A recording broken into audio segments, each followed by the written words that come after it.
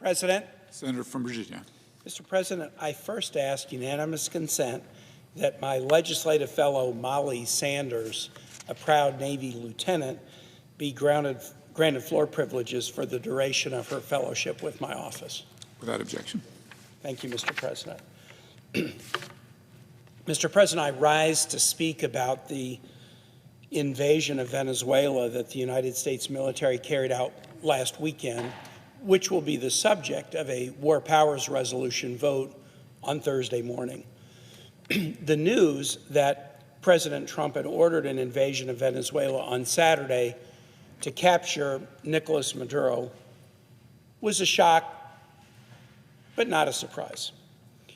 Beginning with unauthorized military strikes against unknown persons on boats in the Caribbean and Eastern Pacific starting in early September, and continuing through the massing of U.S. military assets in the region over the past several months, the likelihood of this happening one day has been obvious to most observers.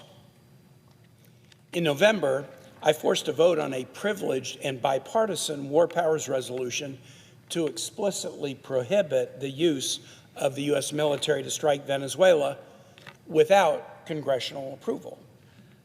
The administration, in my view, has not provided any clear rationale for the military pressure campaign, much less any legal rationale or request for congressional authorization for military action against this sovereign nation.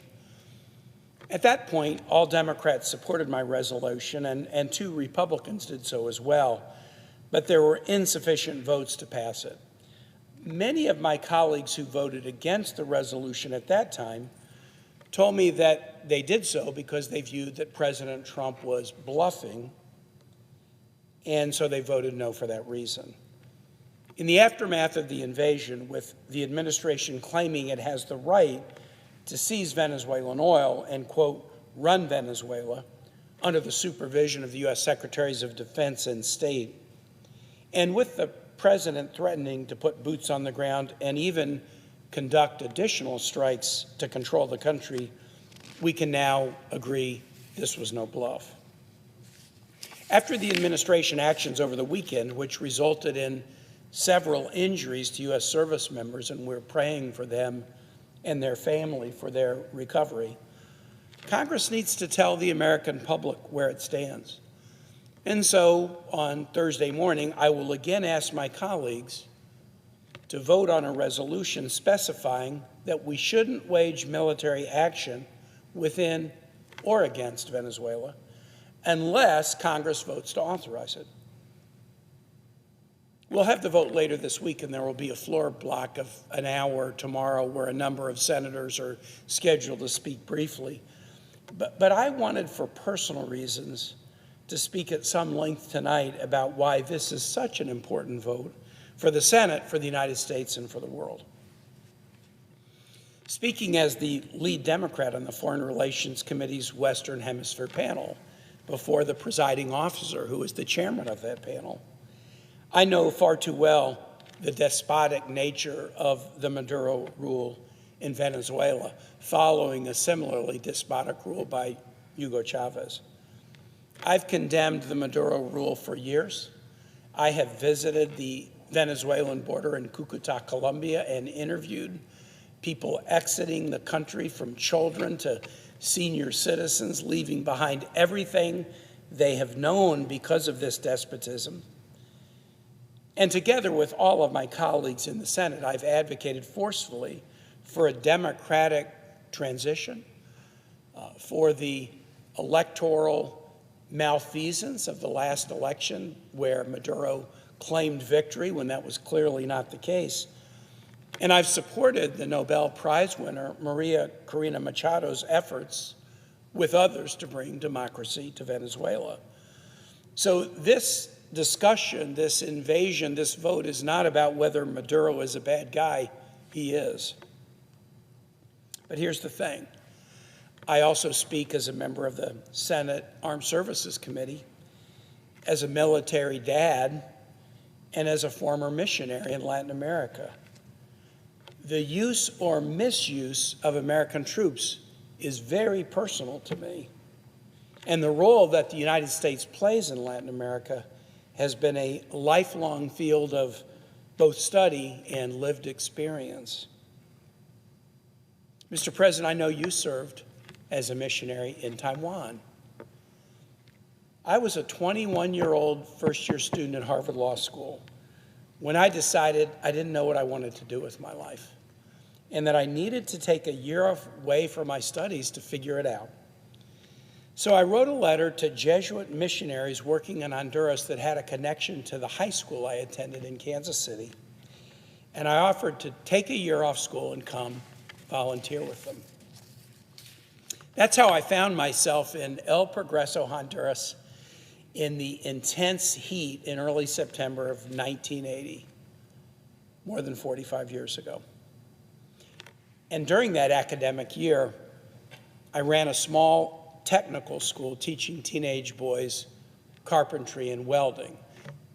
I was a Harvard Law student, but that meant nothing there. But being the son of an iron worker who ran a welding shop, now that was a vocation that the Jesuit missionaries could put to use during my time in Honduras. I will say that year, from September of 1980 until essentially May 1981, was the pivotal year in my life. It put me on a path to serve others. As a civil rights lawyer in Richmond, Virginia, the capital of the Confederacy, for 18 years, and as an elected official for 30 years and counting. That year in Honduras, that formation year, fortified my Catholic faith. It forged my fluency in Spanish. It taught me so many lessons about myself, my country, and the circumstances under which so many people live around this world in settings far less comfortable than what I had been used to growing up. I have drawn on those lessons from that time in Honduras every day for the last 45 years. The families and students that I worked with showed me how to live with grace under the most challenging conditions. And the Jesuit missionaries, Brother Jaime, Father Patricio, Father Ramon, and others, showed me how serving other people is the path to happiness. I can never repay the good they did for me, both my students and their families and these missionaries. But my life has been an attempt to do so ever since. Now, the lessons of my time in Honduras were not all pleasant. When I was there, Honduras was a military dictatorship, and it was also one of the poorest countries in the Americas, second poorest next to Haiti. People prayed for the day when they might have the ability to choose their own leaders. And they also hoped that they might have a future with a path out of the grinding poverty that surrounded them. But I learned as a naive 21-year-old, much to my sorrow, of the many instances in which misery throughout the region was spread by action, sometimes unintentional, but sometimes intentional, of the United States. When I was in Honduras, the military dictatorship there suppressed political opposition and dissent, and it was supported by the United States in doing so. A long history of U.S. intervention in Honduras to protect the interest of two American fruit companies had left a legacy of corruption and underdevelopment whose consequences are still felt today, 45 years later. Toward the end of my year in Honduras, the U.S. began secretly funding a band of rebels in the southern part of the country to wage destabilizing military action against the government of neighboring Nicaragua, which had been ruled for decades by a U.S.-backed Somoza family dictatorship until it was overthrown in 1979. Mr. President, another neighbor, just dozens of miles away, maybe 50 miles away, El Salvador, was in the midst of a devastating civil war in which a right-wing government used U.S.-trained military and security personnel to murder civilians, including the Catholic bishop, Oscar Romero, a few months before I arrived, and 4 American missionaries, Maura Clark Ida Ford, Dorothy Kazel, and Jean Donovan a few months after I arrived. The Civil War in El Salvador led to more than 65,000 civilian deaths. Yet another neighbor not that far away, Guatemala, had a similar long-standing civil war, sadly initiated after the U.S. engineered the overthrow of a popularly elected government in 1954.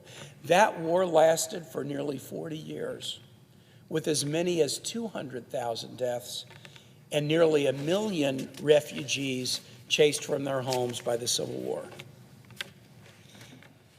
Mr. President, you can think about your time as a young person as a missionary, and you can imagine this was shocking to me. I just went to Honduras to teach carpentry and welding, but the conflicts I described were at my doorstep, with refugees from violence in neighboring countries flooding into Honduras, and the murder of bishops, priests, and nuns spreading fear among the Catholic missionaries that I worked with. And I was confronted with this very painful question. Why was the United States, my country, a nation that I loved, backing military dictatorships and death squads and plotting for the overthrow of democratically elected governments at the expense of poor people who were just struggling so hard to feed their families? I came home from that experience a changed person, fortified in my faith life, energized to serve others with my life, but also deeply concerned about the role that the U.S. was playing in Latin America. This part of our history, the part that I've given the Reader's Digest version here of in the last few minutes, isn't taught a lot at home because we have some reason to be ashamed of it. But it is remembered very clearly and very well throughout Latin America, and they view a U.S. military invasion of a sovereign nation today to seize its oil as a sinister repeat of decades, generations, and even centuries of a painful past. The Trump administration released a national security strategy in early December, barely more than a month ago, and it announced a clear plan for the Americas, and I'm going to quote from it. After years of neglect, the United States will reassert and enforce the Monroe Doctrine to restore American preeminence in the Western Hemisphere and to protect our homeland and our access to key geographic features throughout the region. The strategy prioritizes the Western Hemisphere first among all regions of the world. And I'm going to get to a compliment about that toward the end of my comments. But let's talk about the Monroe Doctrine, because that is not so well known. And when the president and his team say we want to reassert the Monroe Doctrine, it's really important to discuss what that is. The Monroe Doctrine goes all the way back to the 1820s.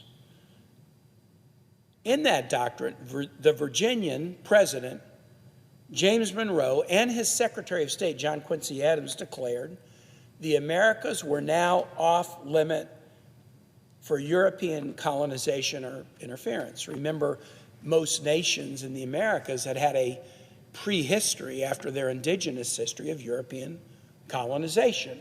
And so the Monroe Doctrine was like a no trespassing sign or a do not disturb sign, where America said the Americas would now be off limits to European colonization or interference. While it was a foreign policy doctrine about the Americas, it wasn't fundamentally about building good relationships with nations in the Americas. Rather, it was about keeping Europe away. Initially, Latin American leaders appreciated the U.S. clearly stating that European colonizers could no longer have free rein to continue the past practices that had used the Americas as a region for plunder or slavery. But over the years, After the initial declaration in the 1820s, Latin American leaders also came to see that the Monroe Doctrine had evolved to more about American dominance than American partnership. In the early 1900s, President Teddy Roosevelt expanded the doctrine to also assert the right of the United States to intervene in the domestic politics of all nations in the region.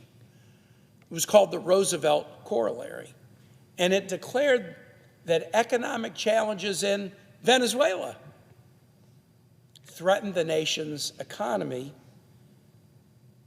the economy of Venezuela, thereby increasing the likelihood of its default on international debts. How ironic that Venezuela thus became the first use of the Monroe Doctrine to justify U.S. intervention into another nation's domestic affairs, rather than just, as it had been previously, a defensive doctrine to ward off European interference. The people of Venezuela know this history very, very well, even if Americans have largely forgotten it. The reinterpretation of the Monroe Doctrine to now allow the U.S. intervention led to escalating U.S. military intervention in the region. Colombia, Haiti, Honduras, Nicaragua, Cuba, and the Dominican Republic all were affected in the first half of the 20th century. Mr. President, during World War II, the U.S. invoked the Monroe Doctrine to occupy Greenland, once Germany occupied Denmark. In more recent years, under the Monroe Doctrine and its corollaries, President Eisenhower authorized the U.S. assistance for the overthrow of a democratically elected government in Guatemala and for a coup against the government of Brazil. President Kennedy, as we know, authorized a U.S.-backed invasion of Cuba. President Johnson authorized U.S. troops to invade the Dominican Republic. President Nixon authorized U.S. support to assist the toppling of the democratically elected government of Chile. President Reagan secretly funded the Contra War against Nicaragua and also authorized an invasion of Grenada, and the first President Bush authorized the invasion of Panama. You'll notice that I mentioned both Democratic and Republican presidents. The Monroe Doctrine was not the fault of one party or the other. It was an attitude of the United States that stretched for nearly 200 years, that we had the right to interfere with and dominate the politics of nations in our region. The collapse of the Soviet Union led to a few decades of relative calm in the relations of the United States and its neighbor, and we turned our attention to the global war on terror. But now, after many years where the phrase Monroe Doctrine, I'm sure, was not even mentioned once on the floor of the United States Senate, President Trump now pledges to revitalize the doctrine of American dominance in the hemisphere and go even further. In his own words, and the Monroe Doctrine is a big deal, but we've superseded it by a lot, by a real lot. They now call it the Monroe Doctrine. Now, I'm not sure which marketing department came up with the name Monroe Doctrine. It sounds sort of comical, but it's anything but humorous to Latin American nations whose history books are filled with example after example of the United States using our military to interfere in their domestic politics. And that brings us to President Trump's invasion of Venezuela to arrest and depose its de facto leader and seize its oil. Again, Nicolas Maduro was an incompetent and barbaric dictator who stole the last election just less than 2 years ago, which he clearly lost by every internal and international count. And he's presided over the economic collapse of a nation that was recently one of the most prosperous countries in the entire region. But multiple things can be true. And it's also true that President Trump's haphazard initiation of a unilateral war against the country of Venezuela is, in my view, a mistake of historic proportions that will make our country and our region and our world less secure.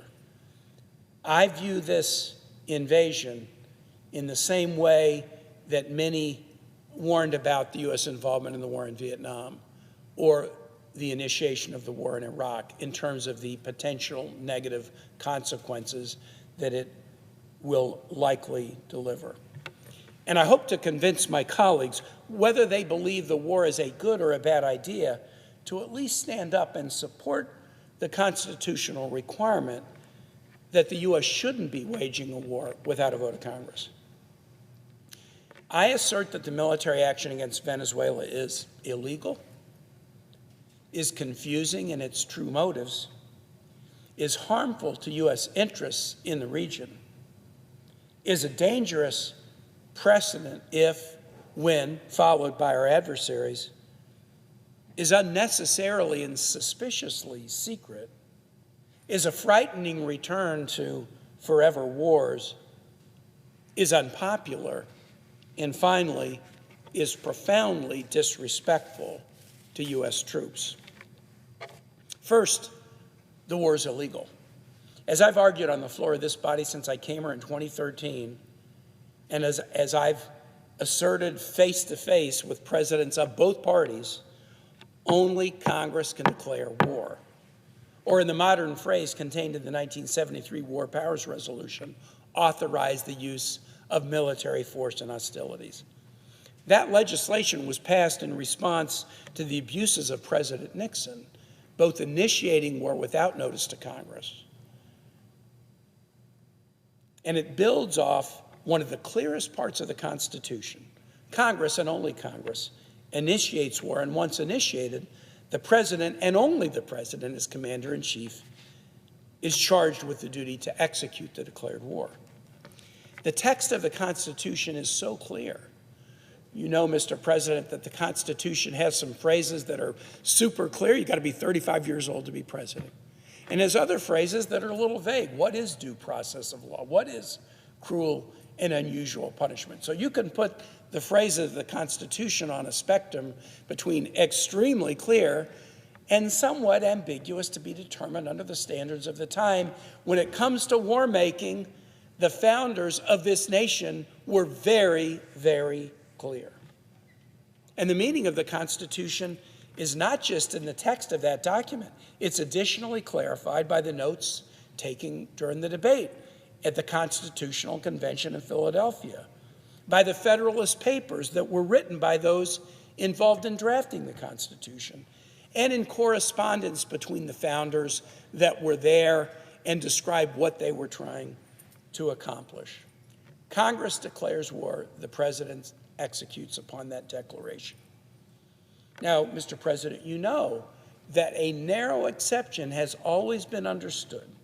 The president, as commander-in-chief, has the power and the duty to defend the nation for ongoing or imminent attack without asking for prior congressional approval. But any war that's offensive in nature or that would be sustained beyond that initial point of self-defense needs congressional authorization. This administration has advanced no credible legal basis under either American or international law to invade Venezuela, to depose its leadership, to seize its oil, to run its country. There is a legal analysis issued by the administration to justify military strikes against boats in international waters. The administration has been unwilling, in a very rare instance, has been unwilling to share that rationale publicly. And I know why, because I've read it. It is laughably weak. And the administration knows this. As evidence of the administration's own insecurity about its own legal rationale, in October, the U.S. military carried out a strike against a submersible in international waters, and there were 2 survivors. The U.S., having slaughtered struggling survivors in September, made a different decision in October to rescue the 2 survivors. Well, they were narco traffickers, so we would bring them to court, right? No. After rescuing the survivors, the U.S. military returned these alleged narco-traffickers to their home countries for release rather than prosecuting them. Why?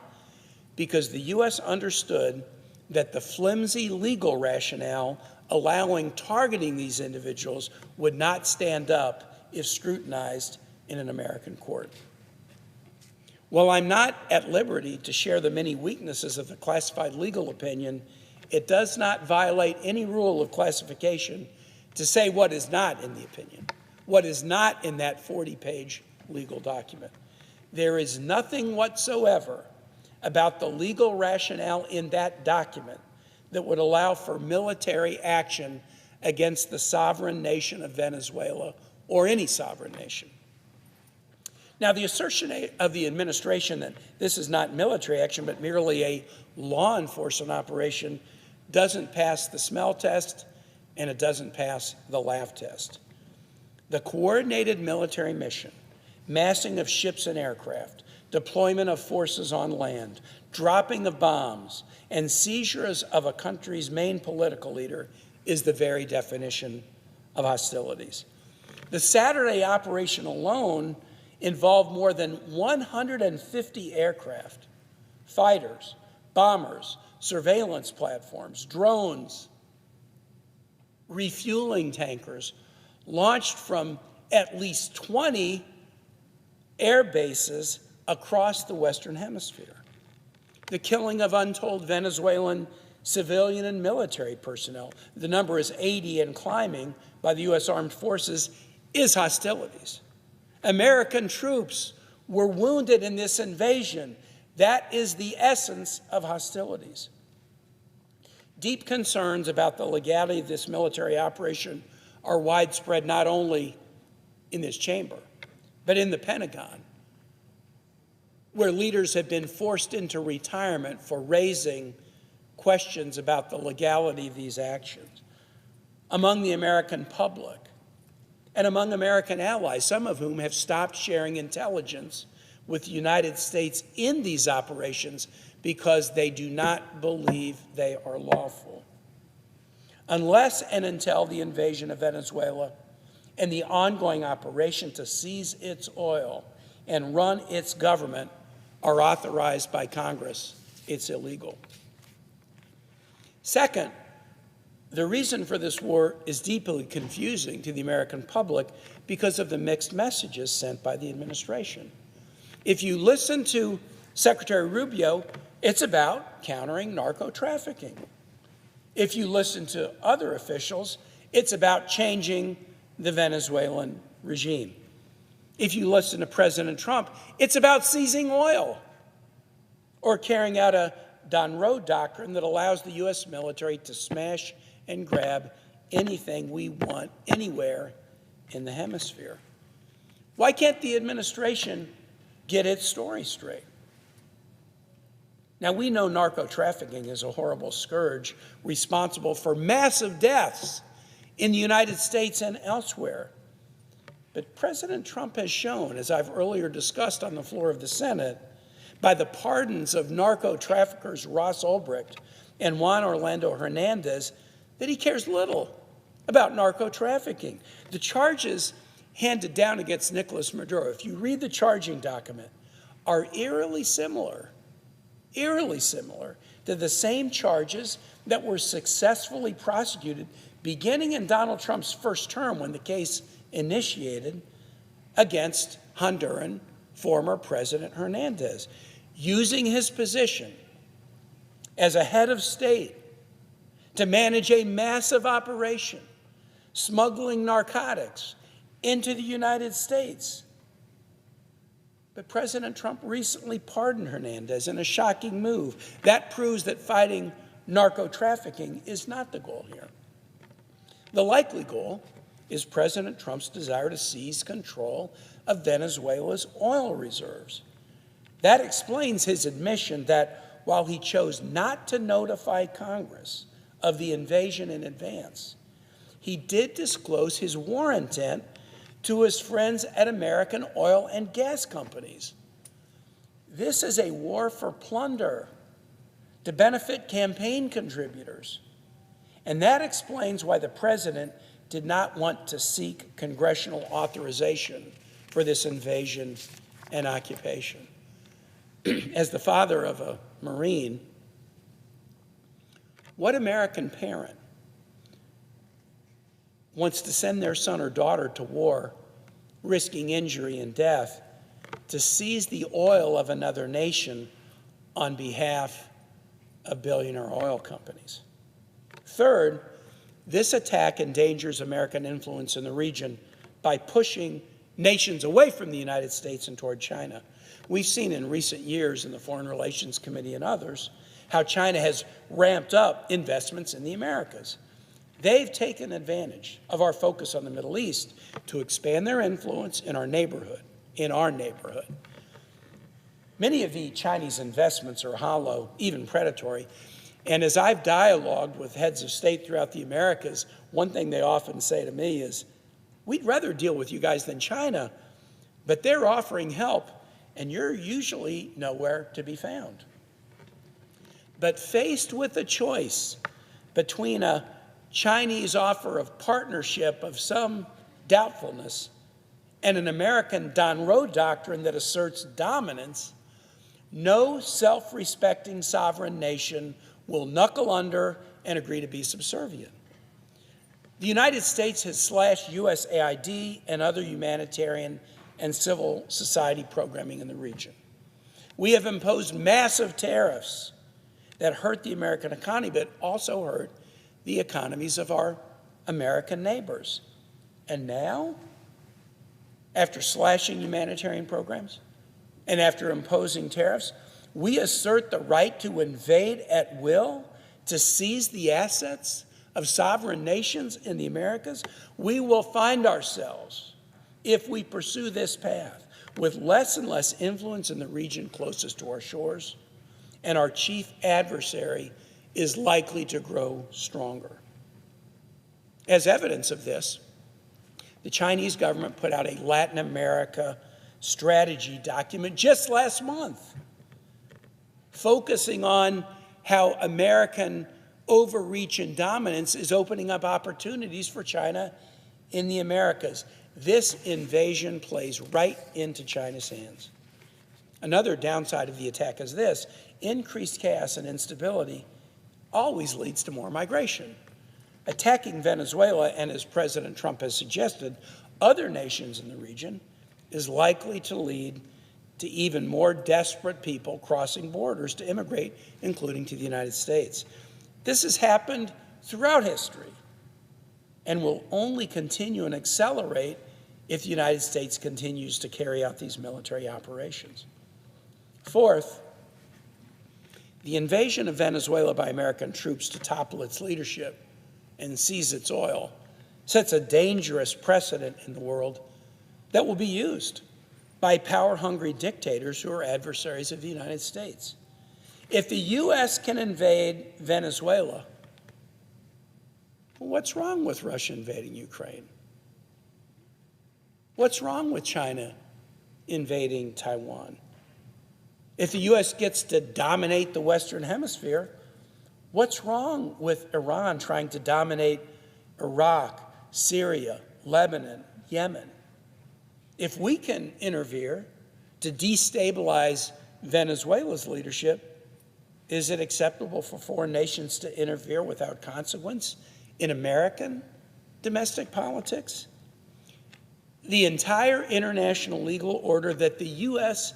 has led in the construction since World War II has been based on respect for the sovereignty of nations and the rejection of those who would violate that principle.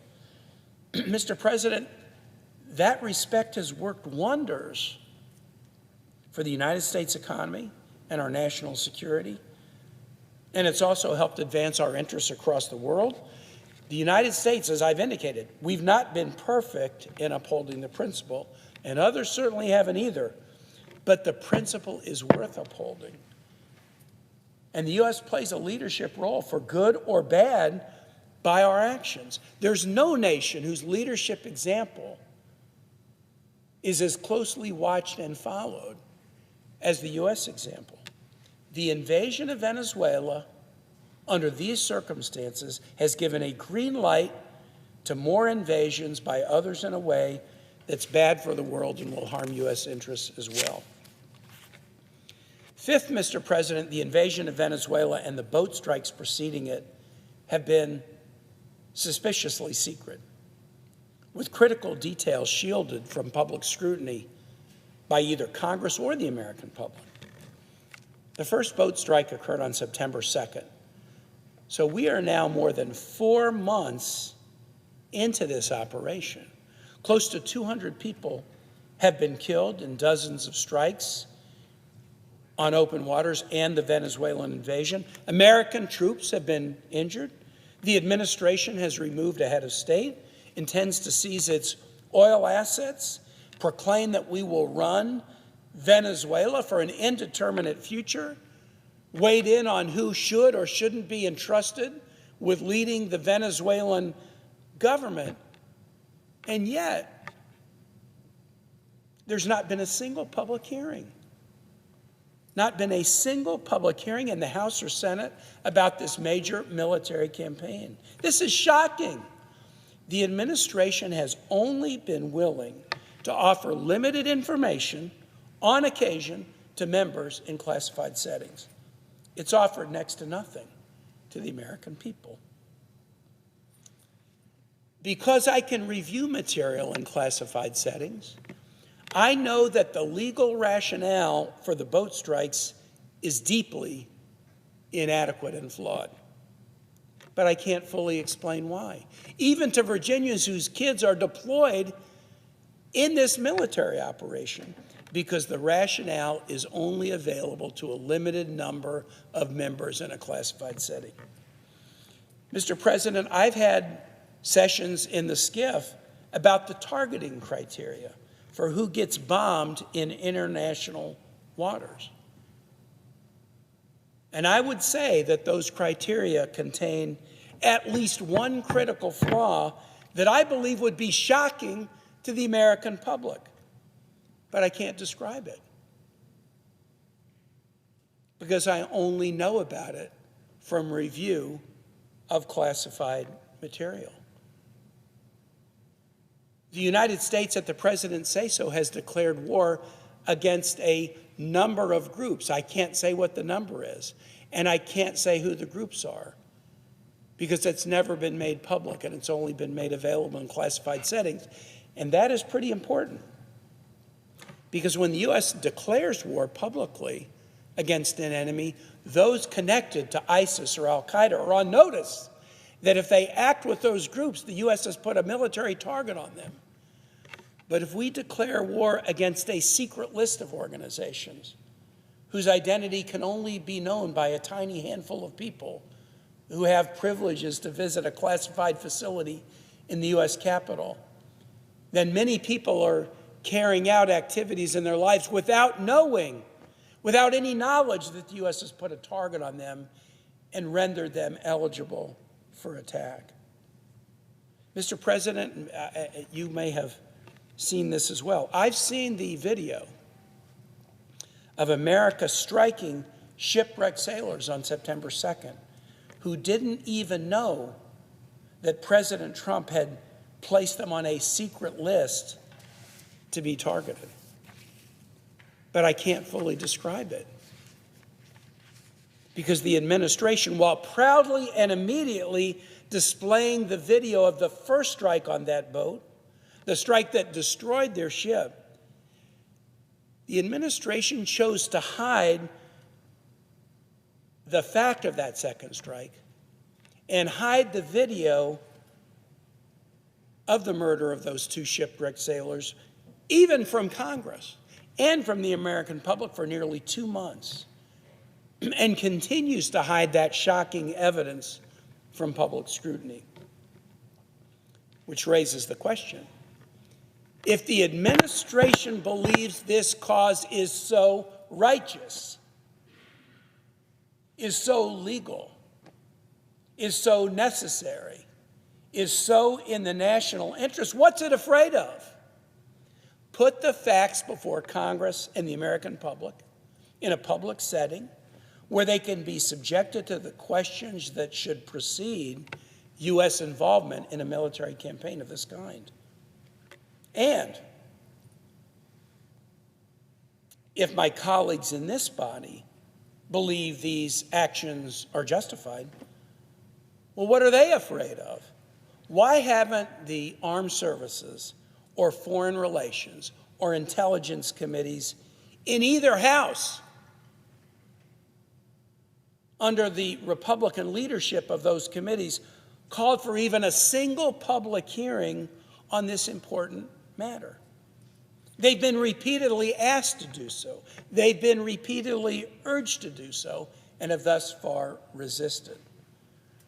But America and Americans shouldn't tolerate a war waged in the dark in which oil executives get better notice of our military actions than members of Congress or everyday Americans. Sixth, the invasion of Venezuela represents a dangerous slide to the kind of forever wars or permanent war footing that this president specifically campaigned against. In the first year of his second term in office, President Trump has carried out unilateral and unauthorized military hostilities against or within Iran, Nigeria, Venezuela, and boats in international waters. And the Venezuela invasion comes with a pledge to occupy the country, seize its oil for some indeterminate future. But that's not all. The president has also strongly suggested the possibility of using the American military against other nations: Cuba, Mexico, Colombia, Panama, Greenland, and our NATO ally Denmark. Where does this end? If this president or any president can wage war on multiple continents in secret and without congressional notice, consultation, debate, or vote, we will have transformed the U.S. from the world's chief diplomat, an important position that we achieved when President Teddy Roosevelt won the Nobel Peace Prize for brokering the end of the Russo-Japanese War. Since that time, the U.S. has been viewed as the chief diplomatic nation in the world. But if we can now wage war on presidential say-so in secret without congressional authorization anywhere in the world, we will have transformed the United States from the world's chief diplomat into the world's chief bully.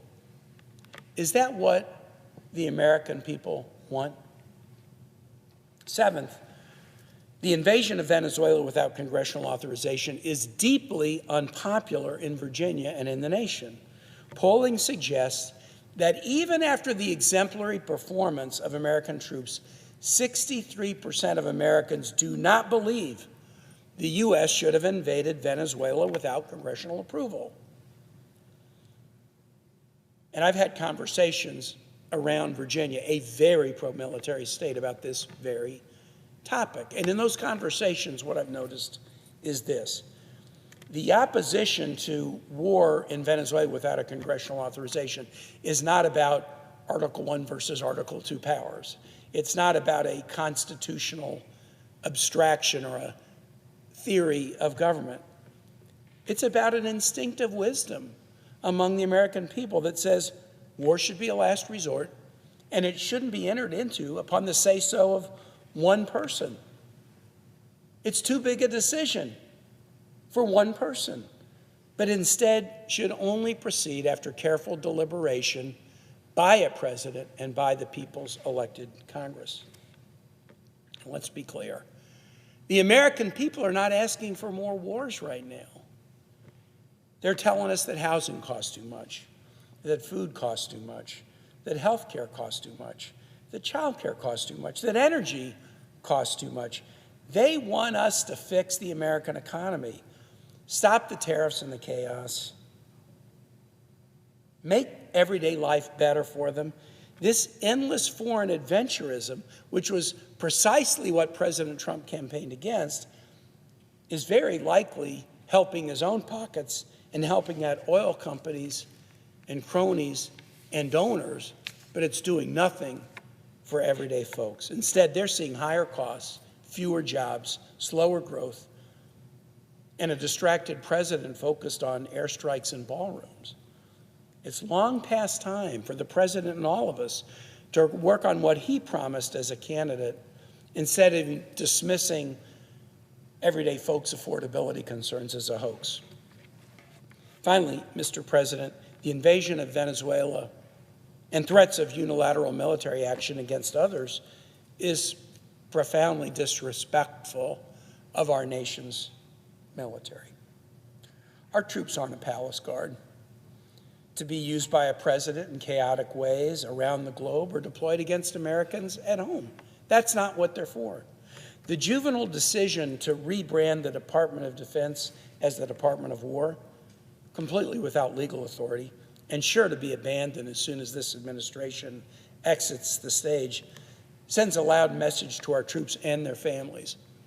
People like my oldest son volunteer to serve because they love this country and they want to defend it against all enemies, foreign and domestic.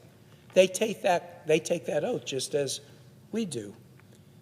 People of integrity don't see military service as measured by how much they wage war against others. They see it as a patriotic commitment to defend the United States and our allies.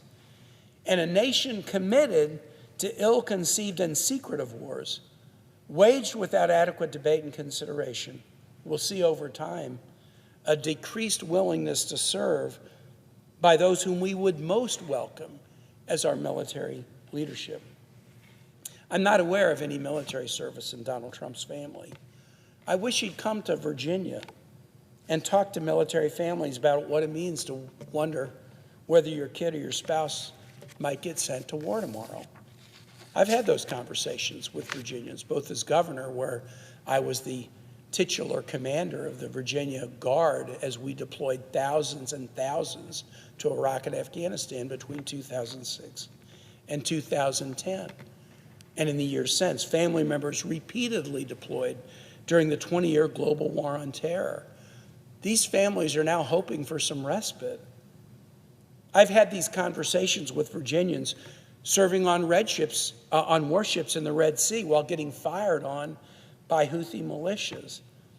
And I've had these conversations with Virginians whose families are part of the military assets now deployed in the Caribbean and Pacific and poised to strike Venezuela and other Latin American nations. Just at church recently, someone came up to me and said, "Don't let this president send my kid to war."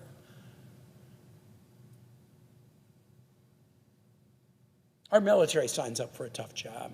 When they volunteer in this all-voluntary military, they're signing up for a tough job, and they're always ready to do it. And when we ask them to do it, they always do it in ways that are so impressive. But they deeply want civilian leadership of this nation to be wise in decision-making about how to use military force. Wise when making the decision about when or how to put their lives on the line. And wise decision-making requires careful deliberation and debate, not impulsive action such as this Venezuelan invasion, where we now find it hard to answer even the most basic questions about what comes next. How long will we be there? What's the goal? Who will be in charge? If we can't answer those questions, do we have a right to order these young men and women to risk their lives in military actions without a real plan? Let me conclude, Mr. President, with a positive message about President Trump's national security strategy and a final plea to my Senate colleagues. I believe that this Trump national security strategy, which I believe was issued on the first Thursday in December, is right in placing the Americas as the top priority. If you read both the introduction and then the portions of the strategy that really get into the regions of the world, this is the only strategy that's been produced during the entire time in the Senate that puts the Americas and the Western Hemisphere as item number one, rather than the last item. And I think the president is right, and I applaud he and his team, because we've ignored our own neighborhood for so long. And when we focused on it, it's usually been more about keeping other nations away than it's been about building the partnerships that will really strengthen the Americas. The Trump administration's decision to make the Americas the top priority makes it unique among any recent administration that I've been familiar with. And if it's done correctly, I believe it offers us a great path forward to deepen the ties among the more than 1 billion people who are Americans, North, South, or Central, who live in this hemisphere. And you know, Mr. President, as the chair and ranking of the Western Hemisphere Subcommittee, I say getting this right is critical to American well-being. Because today, certainly, but even going forward, how can we match up economically with nations like China or India, each with more than 1 billion citizens? The productivity of the more than 340 million Americans is second to none. But at some point, the scale of our chief competitors becomes really hard for us to match. But if you think about the Americas, with 1+ billion, and if we strengthen ties throughout the Americas, let's call it an America's first policy, strengthening ties in security and education and trade and diplomacy and humanitarian assistance and democracy promotion, we can more than match the might of the world's most populous countries, even our fiercest competitors like China. But we won't achieve it. We won't achieve it through dominance or invasion. We've tried it before. We've tried it for 200 years, and it hasn't worked. It produces hostility, suspicion, resistance. It chases nations that could be friends, that should be friends, into the arms of adversaries. But we can't achieve much through respectful partnerships and by giving the attention to our American neighbors that we've often reserved solely for nations in Europe or the Middle East. We have tried throughout our history this positive approach on brief occasions. FDR's good neighbor policy, President Kennedy's Alliance for Progress, but we've too often tried it for a short period, then lapsed back into a failed Monroe Doctrine mindset. President Trump's instinct to prioritize the Americas is the right one. It's the right one. But doing it the right way and not repeating the mistakes of the past is the key to making it a success. And finally, a plea to my Senate colleagues. The vote we'll have Thursday on our bipartisan resolution to say no to war in Venezuela without congressional authorization is actually a vote about many things. It's a short resolution, like a page and a half. But it's a vote about many things. It's about Venezuela. It's about war. It's about the use of U.S. troops.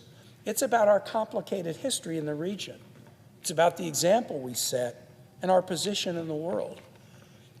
But it's also ultimately about what it is to be a United States senator. In recent months, this body has rejected my resolutions saying that the Senate should have a role, if we go to war, with Iran or Venezuela or launch strikes on unknown boats in international waters. I've put those votes on the table, and we've had votes on them. And the Senate has opposed my resolutions. The Senate has actually voted in favor of its own irrelevance, saying that it didn't need to be consulted about war. We have the opportunity to change this.